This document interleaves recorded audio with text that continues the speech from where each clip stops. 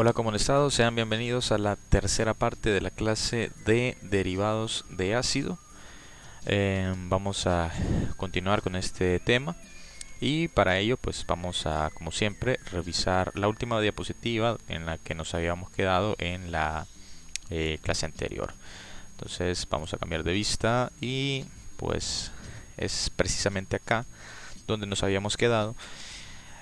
Habíamos revisado las hidrólisis de los diferentes derivados de ácido y por último vimos la hidrólisis de los nitrilos. Y digo las hidrólisis porque pues puede realizarse tanto en medio básico como en medio ácido, tal como lo podemos apreciar aquí en esta diapositiva.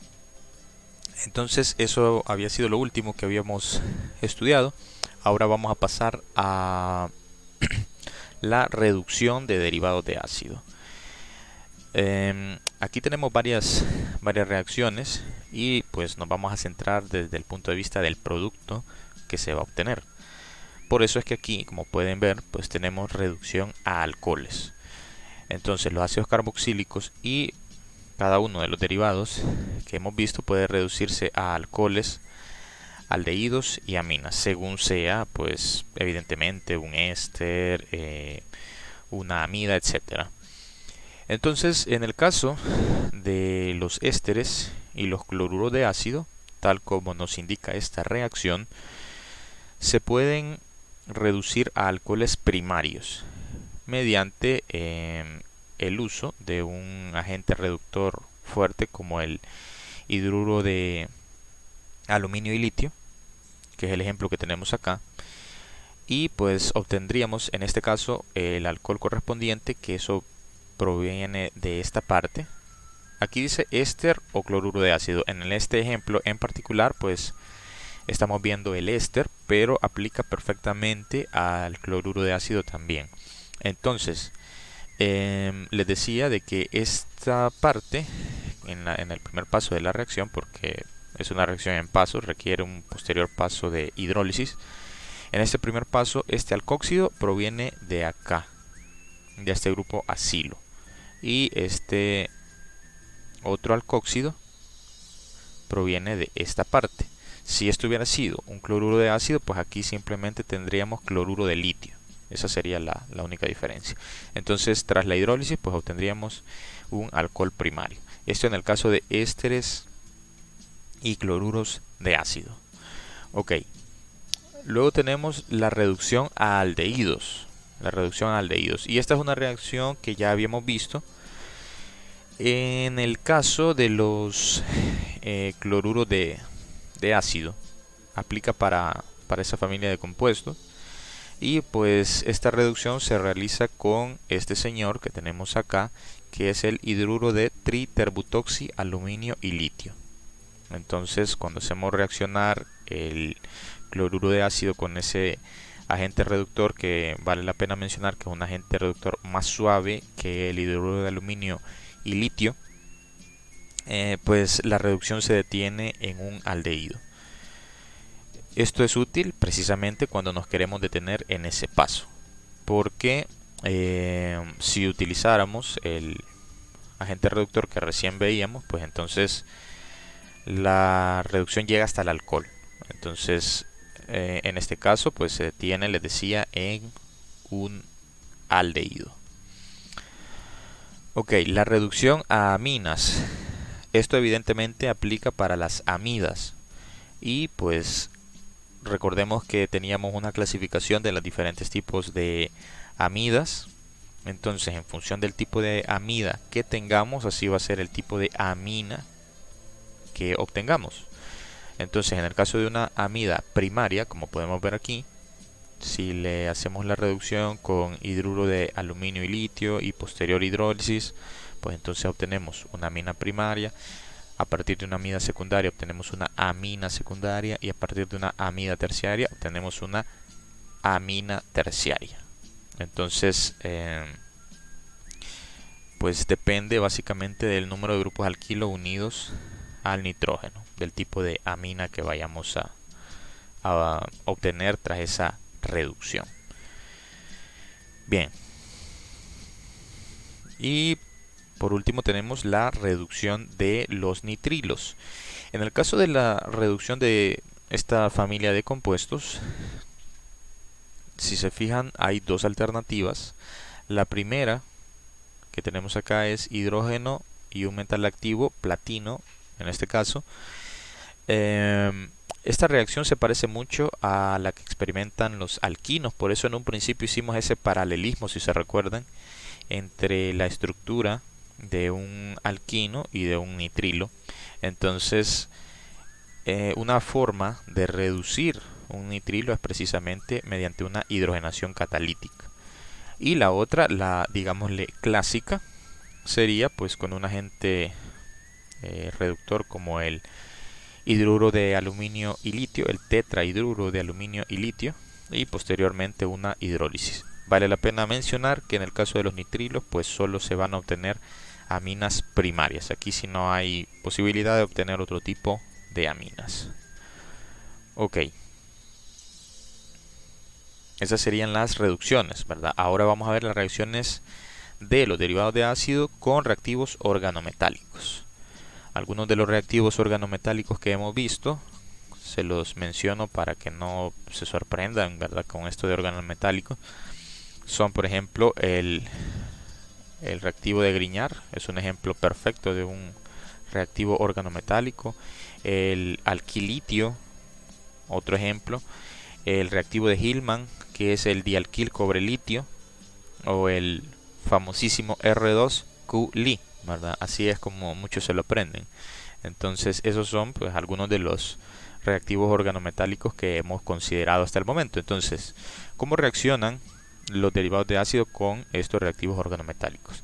Acá tenemos la reacción de ésteres y cloruro de ácido. Y tal como podemos ver aquí en la reacción, lo que ocurre es de que estos reactivos se adicionan dos veces a cloruro de ácido y a ésteres. Y pues se forman un alcóxido. Se forma un alcóxido que tras una posterior hidrólisis se convierte en un alcohol terciario. Esto, si se recuerdan, ya lo habíamos explicado en el tema anterior, porque algo similar a esto le ocurre a los ácidos carboxílicos. Un ácido carboxílico pues sufre esta doble adición del reactivo organometálico y al final se nos forma una cetona, es en ese caso, ¿verdad? Se nos forma una cetona, pero el paralelismo, digámoslo así, entre estas dos reacciones, esta y la que sufren los ácidos carboxílicos, es precisamente esa doble adición del reactivo organometálico, ¿verdad? Entonces les invito a que la revisen para que comprueben el parecido, ¿verdad?, de estas dos reacciones. Bien, luego tenemos la reacción con los nitrilos.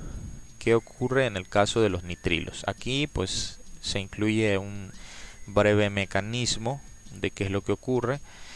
Recordemos que, y esto ya lo habíamos mencionado con anterioridad, el reactivo organometálico, aquí está el reactivo de Grignard, pero aplica para cualquiera de los que hemos mencionado.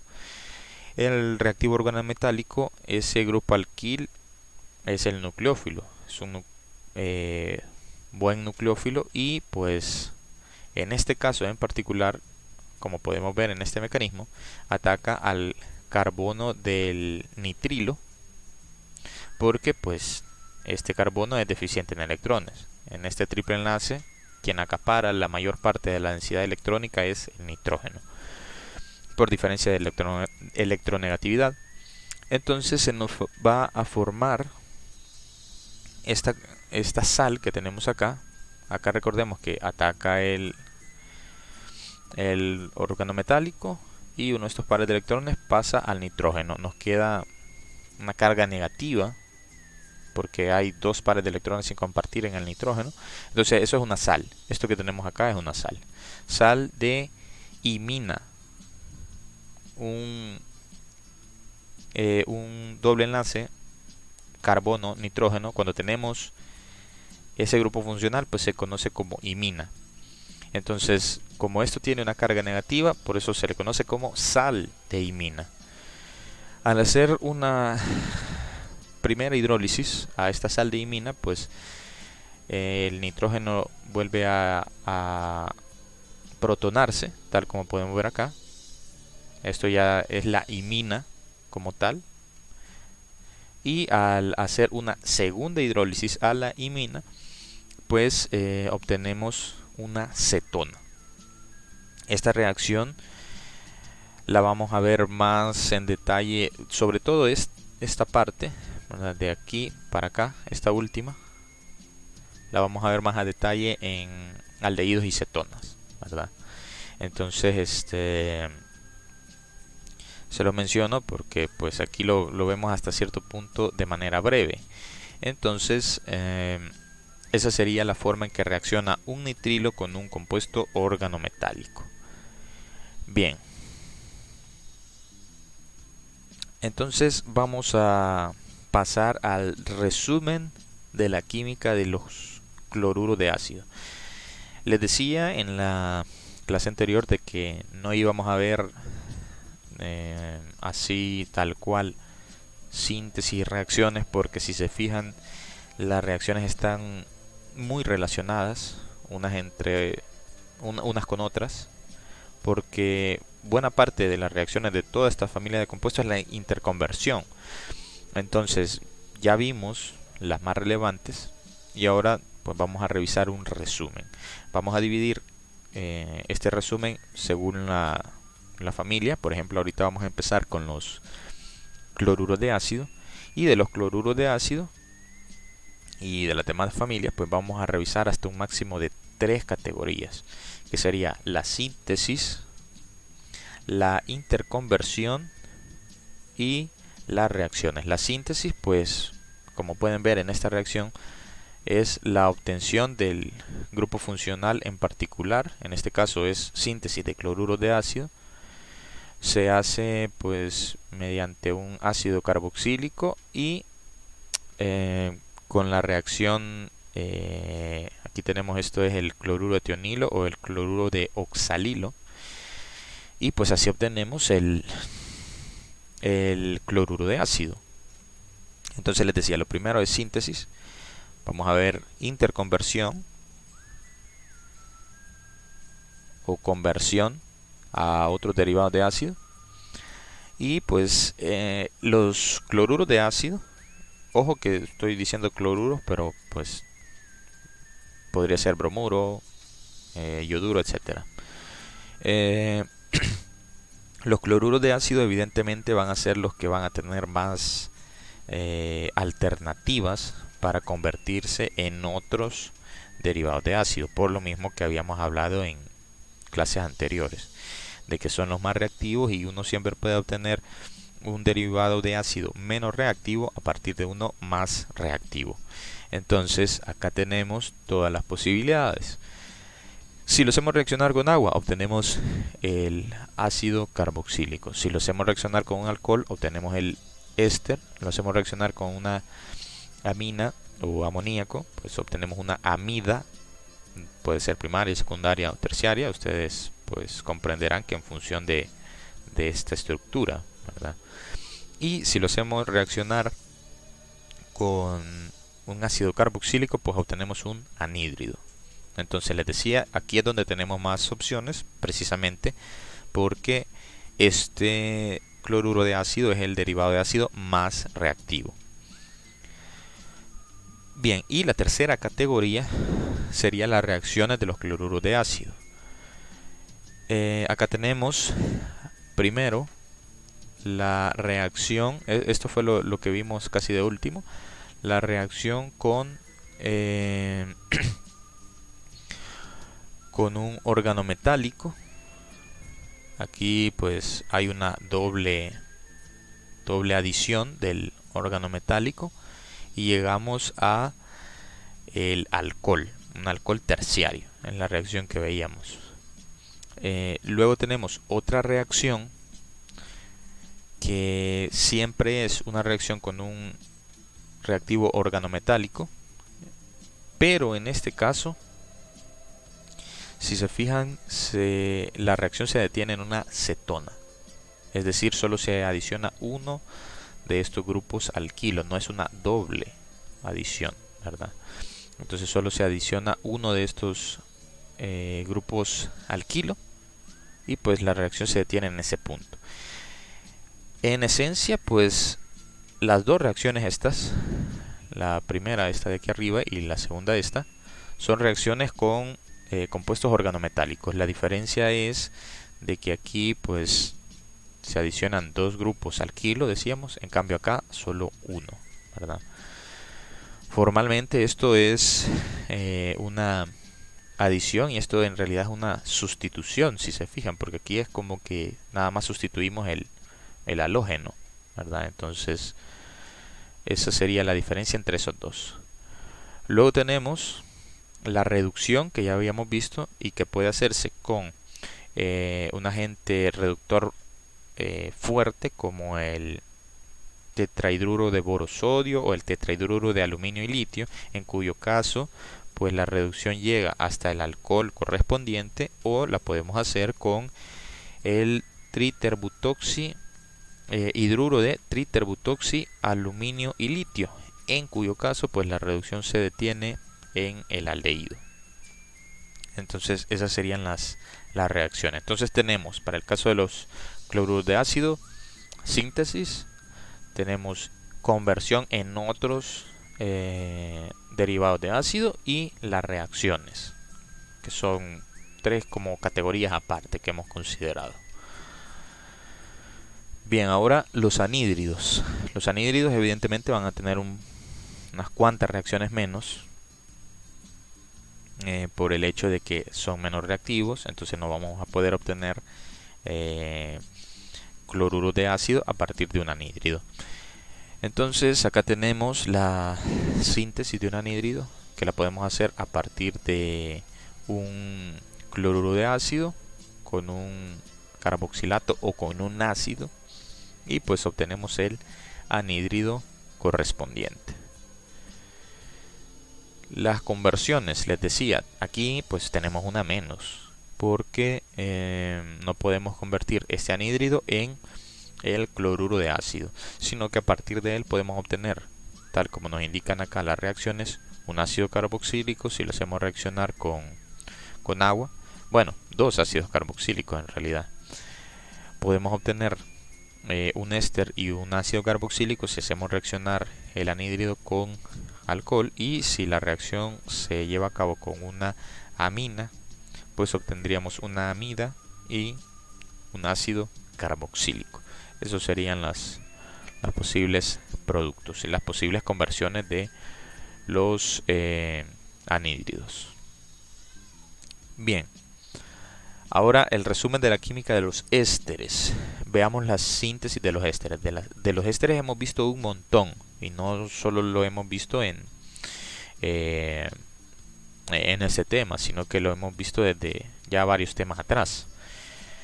La primera que tenemos acá, la primera opción, pues sería la esterificación de Fischer entre un ácido carboxílico, un alcohol, un medio ácido, pues obtenemos ahí el éster correspondiente.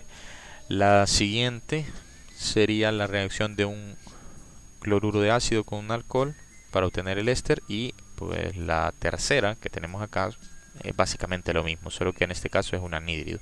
Esto pues tiene mucho que ver con lo de las interconversiones de los derivados de ácido, y pues por eso insisto de que no lo vimos tan así detallado lo de la síntesis, porque si se fijan es hasta repetitivo, ¿verdad? Bien, luego tenemos la transesterificación, esta cuarta reacción que tenemos acá, en la que pues se parte de un éster, pero se obtiene un éster con un grupo alquilo diferente, entonces califica como una síntesis de ésteres. Y por último tenemos esta reacción que la vimos en el tema anterior, que es la reacción de un ácido carboxílico con el diazometano, en la cual se obtiene un éster metílico.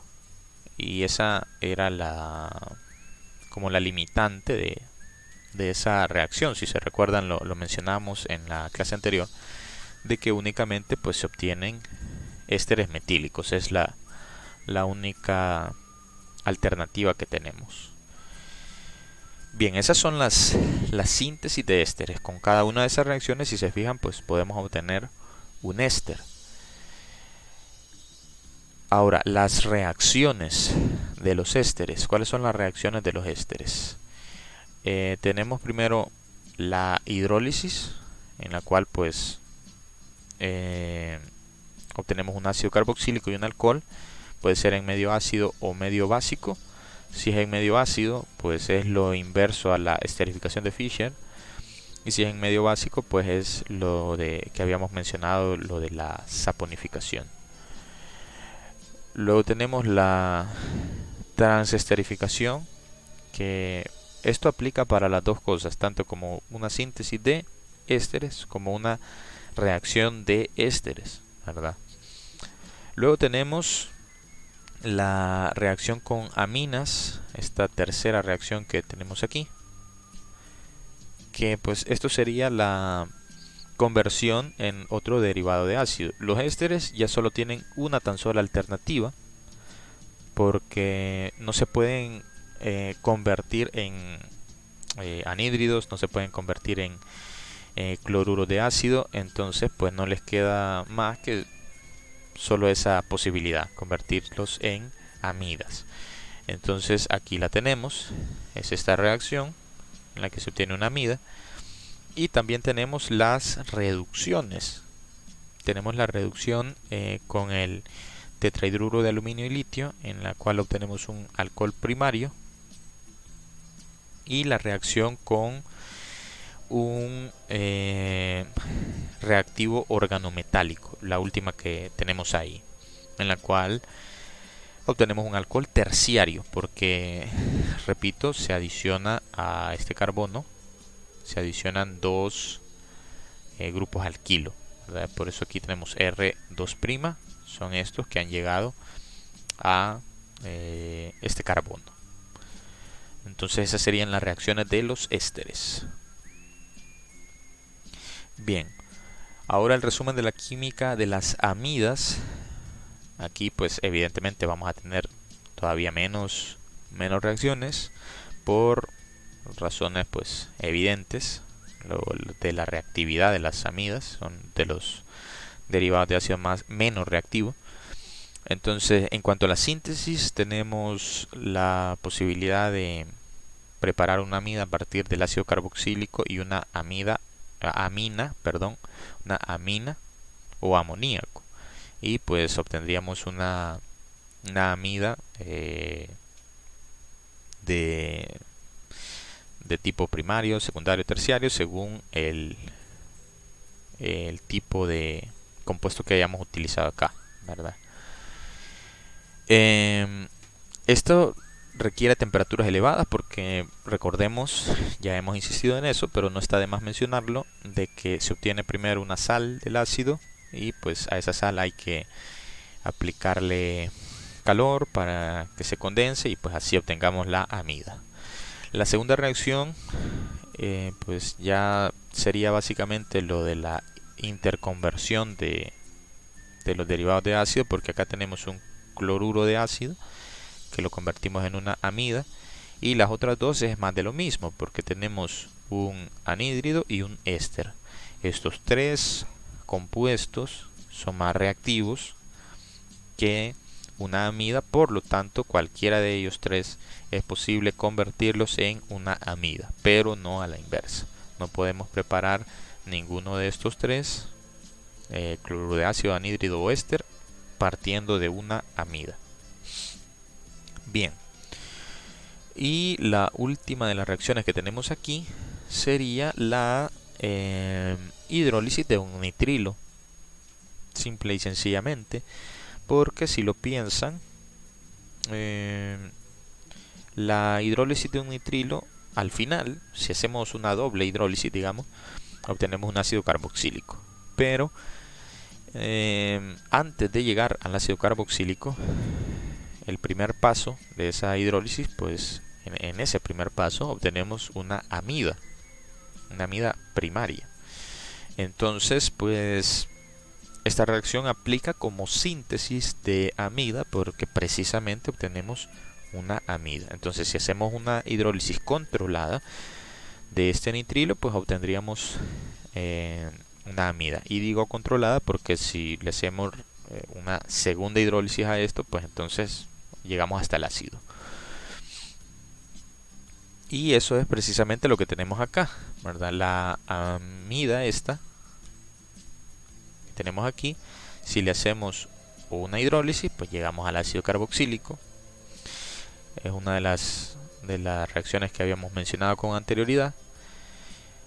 Y si a esta amida le hacemos una reducción con un agente reductor fuerte como el hidruro de aluminio y litio, obtendríamos una amina. ¿De qué tipo? Pues eso va a depender del tipo de amida del cual partimos y al cual le hicimos la reducción. Y la última de las reacciones de amidas que tenemos acá aplica nada más para amidas primarias. Esta sería una estructura general de una amida primaria. Y esto es una deshidratación, porque si se fijan, pues se pierden los elementos del agua, dos hidrógenos y un oxígeno. Se puede hacer con cloruro de fosforilo o con pentóxido de fósforo. Y pues en cualquiera de esos casos obtenemos un nitrilo. Ese sería el producto de esa deshidratación.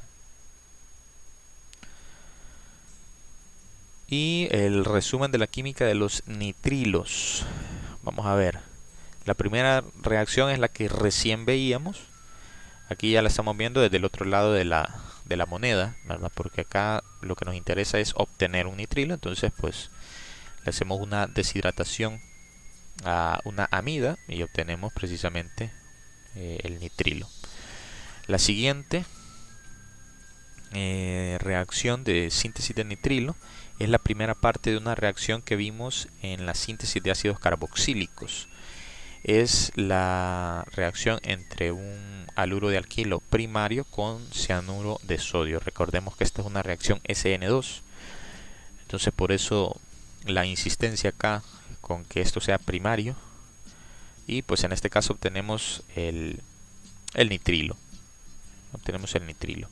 Luego tenemos la reacción de una sal de diazonio. Esto es una sal de diazonio con cianuro de cobre.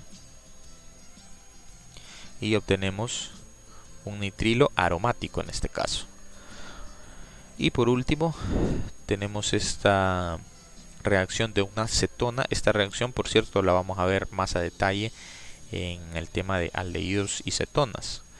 Tenemos esta reacción entre una cetona, les decía, y lo hacemos reaccionar con ácido cianhídrico en cianuro de potasio y se obtiene este compuesto que se conoce como una cianohidrina, cuya característica principal es que tiene el grupo ciano, un nitrilo acá, ¿verdad?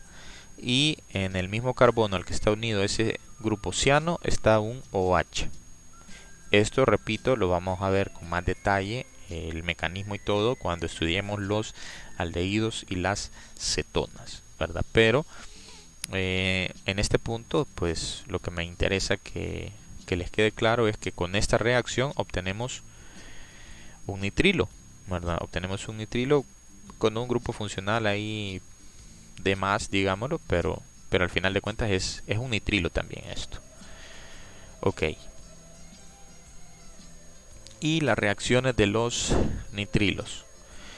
Tenemos primero pues la hidrólisis, una cuestión que les había mencionado, que al hacer una primera hidrólisis obtenemos una amida y al seguir hidrolizando pues llegamos hasta el ácido carboxílico.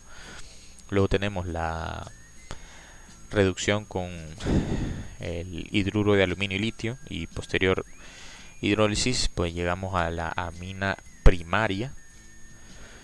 Y la última reacción que tenemos acá es con un reactivo organometálico, específicamente con el reactivo de Grignard, obtenemos la sal de imina en un primer momento, y al hacer una hidrólisis pues obtenemos la cetona. Ok, entonces esas serían las reacciones de los nitrilos. Bien, aquí en estas diapositivas pues se resumen casi todas las reacciones de la clase, y aquí pues sí, yo les voy a hacer el llamado a que repasen con detenimiento cada una de estas diapositivas para que no se pierdan. Son un montón de reacciones, ¿verdad? Y muchas están relacionadas y toda la cuestión, entonces repásenlas bastante, pues para que no se vayan a perder, ¿verdad? Entre tanta reacción. Ok.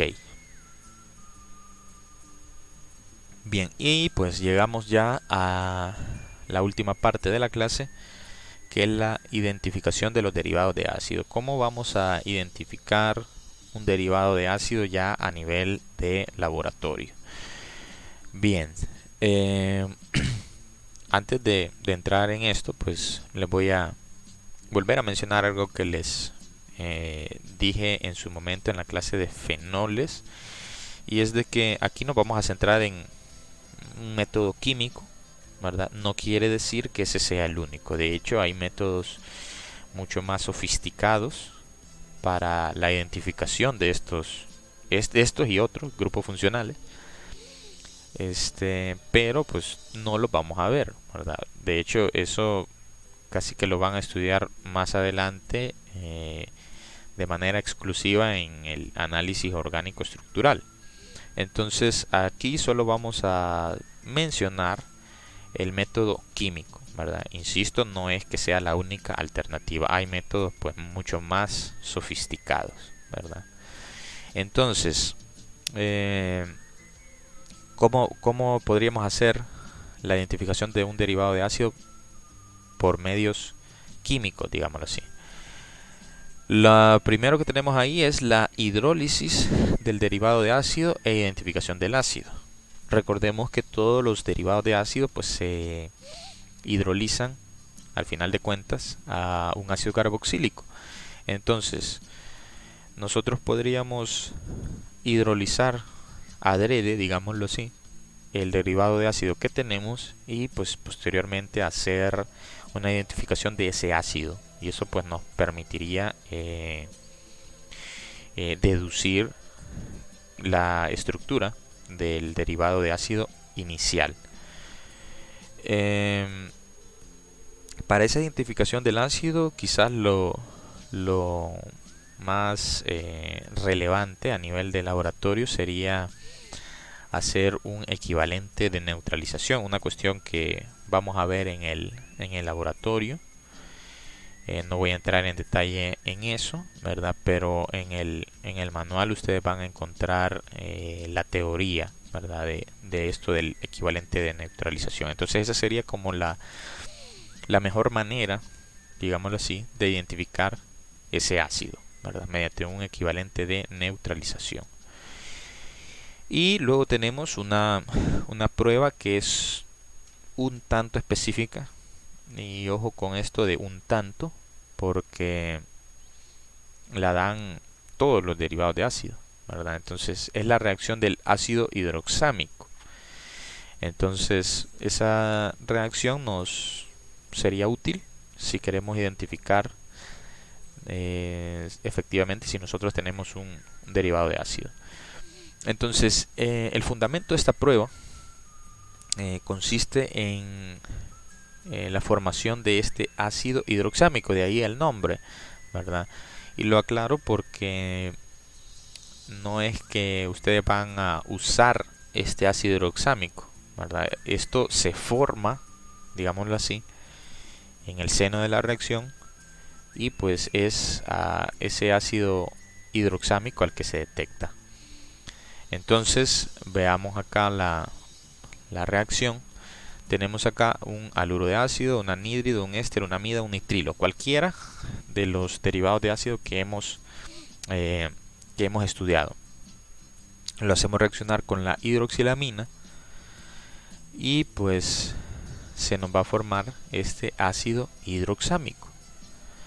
Entonces es ese ácido hidroxámico el que en realidad nosotros vamos a detectar, digámoslo así, a identificar.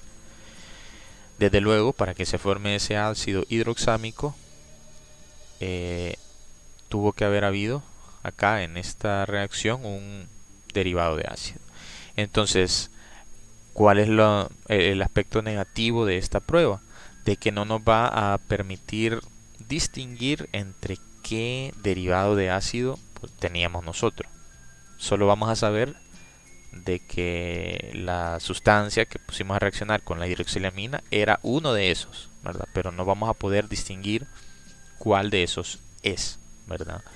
Entonces, cuando se forma el ácido hidroxámico, esto no es que lo podamos ver a simple vista, ¿verdad? Sino que se agrega el tricloruro de hierro, que menciona acá, y pues en presencia del tricloruro de hierro se forma este complejo de hidroxamato férrico, que tiene un color característico, un color magenta. Es, para que se hagan una idea, un color como vino. Si les gusta el fútbol y alguna vez han visto el uniforme de la selección de Venezuela, ¿verdad? Para que se hagan una idea, es algo así, ¿verdad? Entonces, se forma esa coloración, pues y eso nos indica que la prueba es positiva. Entonces, esa sería una de las formas de identificar este tipo de compuestos. Repito, la desventaja sería de que nos dejaría un tanto con ciertas dudas igual, ¿verdad? Porque no podríamos decir es un haluro de ácido, es un anhídrido de ácido, es un éster, amida, nitrilo.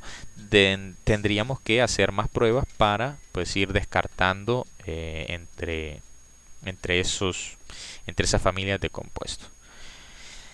Bien, entonces eso sería todo. Con esto terminamos la clase de derivados de ácido. Espero que le saquen el máximo provecho a estas tres clases, ¿verdad? Que repasen mucho, que estudien del libro. Créanme de que aquí casi que es un resumen lo que hemos hecho, ¿verdad? Porque este tema es bastante extenso y les mencionaba que está muy relacionado con el tema anterior, con ácidos carboxílicos, ¿verdad? Porque evidentemente son derivados de ácido. Entonces, estudien bastante, por favor. Y pues cualquier duda, cualquier consulta, pues ya saben dónde encontrarnos. Cuídense mucho, eso es todo por mi parte y nos vemos en la próxima.